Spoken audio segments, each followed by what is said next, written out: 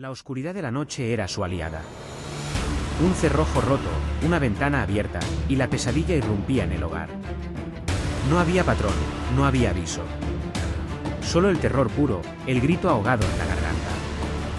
En el verano de 1985, Los Ángeles se sumió en un pánico ciego. Un depredador acechaba las calles, un rostro que nadie había visto, dejando un rastro de sangre y desesperación a su paso. La ciudad contenía el aliento, cada sombra era una amenaza.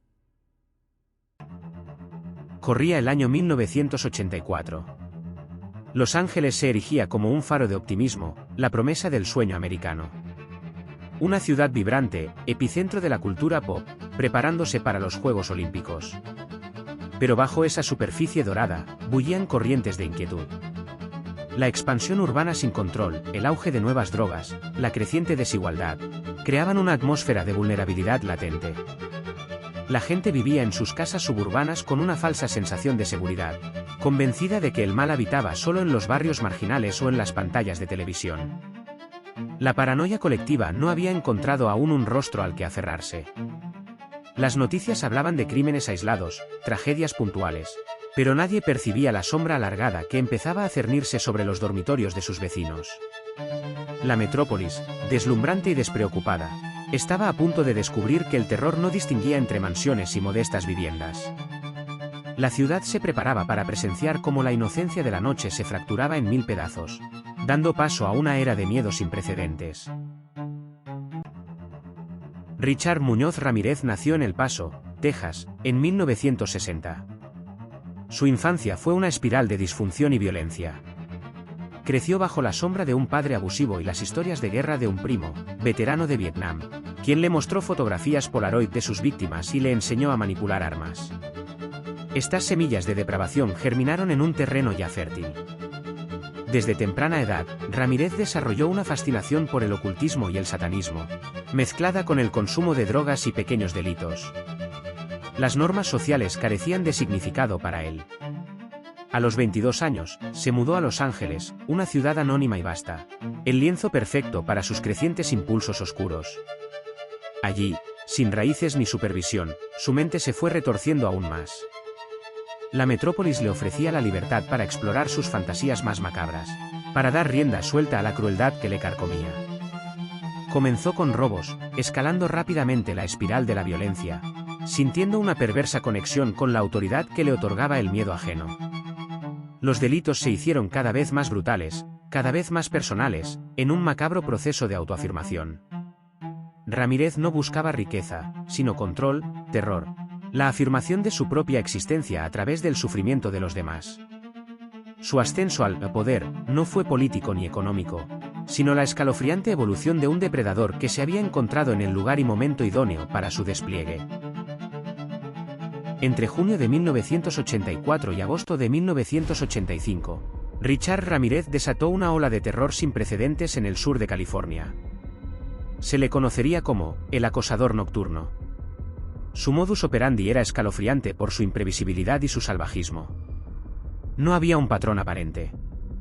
Atacaba a cualquier hora, preferiblemente de noche, entrando en los hogares por ventanas o puertas sin cerrojo. Sus víctimas eran tan diversas como la ciudad misma, ancianos, jóvenes, hombres, mujeres, niños. No importaba la edad, ni la raza, ni el estatus social. La única constante era el horror que dejaba tras de sí. Sus crímenes eran una orgía de violencia, robos, violaciones brutales, torturas inimaginables, asesinatos con armas de fuego, cuchillos, martillos, o lo que encontrara a mano. La crueldad no tenía límites. Algunas víctimas eran forzadas a ver cómo sus seres queridos eran asesinados.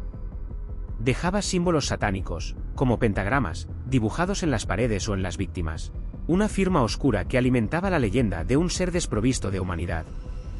Los Ángeles vivía en un estado de pánico colectivo. La gente dormía con las ventanas y puertas cerradas con llave, incluso en pleno verano. Se compraban armas, se instalaban alarmas. El miedo se palpaba en el aire. La policía estaba desconcertada. El acosador nocturno no dejaba pistas claras y sus ataques no seguían una lógica aparente. La aleatoriedad de sus actos era lo que más aterraba. Un día atacaba en Glendale, al siguiente en San Francisco, luego volvía a Arcadia. Parecía estar en todas partes y en ninguna. Su presencia fantasmal se convirtió en el tema de conversación constante, en la pesadilla recurrente. Los titulares de los periódicos gritaban su nombre. La sociedad se preguntaba cómo un solo hombre podía infundir tanto terror, desafiando toda lógica y moralidad. Cada amanecer traía consigo la angustia de descubrir nuevas víctimas, nuevas historias de horror que confirmaban la existencia de un monstruo. La oscuridad de Ramírez no era solo la ausencia de luz, era una presencia activa, maligna, que se regodeaba en el caos y la desesperación que sembraba. La ciudad esperaba, aterrorizada, su siguiente movimiento.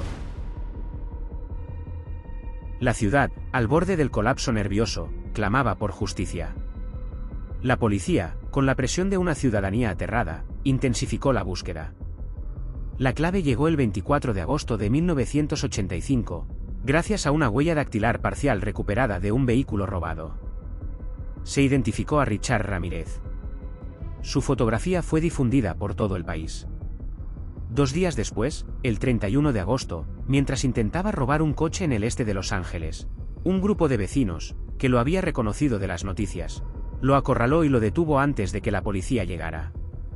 Fue un final humillante para quien había sembrado tanto terror. La multitud, furiosa, le propinó una paliza.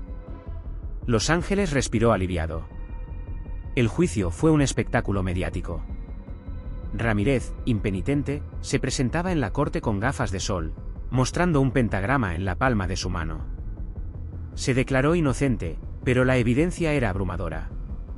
En 1989, fue declarado culpable de 13 cargos de asesinato, 5 de intento de asesinato, 11 de agresión sexual y 14 de robo. Fue sentenciado a la cámara de gas. Nunca mostró arrepentimiento. Incluso en el corredor de la muerte, recibió cartas de admiradoras. Falleció en 2013 por complicaciones de un linfoma, sin haber ejecutado su sentencia. Su legado es el de uno de los asesinos en serie más brutales y perturbadores de la historia de Estados Unidos. Ramírez no solo asesinó vidas, sino que destrozó la sensación de seguridad en los hogares de California, cambiando para siempre la forma en que una ciudad percibe la noche y las sombras. Su nombre se convirtió en sinónimo del mal absoluto, un recordatorio sombrío de la capacidad humana para la depravación. La historia de Richard Ramírez es un escalofriante recordatorio de que el mal, a veces, no tiene una lógica, una motivación comprensible. Surge de las profundidades de la psique humana, arrastrándose hacia la superficie para aterrorizar a la inocencia. Nos obliga a confrontar la fragilidad de nuestra seguridad, la fina línea que separa la rutina de la pesadilla. Nos demuestra que el miedo puede ser tan devastador como el acto mismo de violencia. ¿Estamos realmente a salvo en nuestros hogares, en la aparente tranquilidad de la noche? ¿O la sombra de depredadores como el acosador nocturno sigue acechando, esperando su momento? Si esta inmersión en la oscuridad de la historia os ha impactado, no olvidéis suscribiros al canal y activar la campana para no perderos nuestros próximos viajes a los rincones más perturbadores del pasado. Dejad vuestros comentarios, ¿qué os ha parecido esta historia?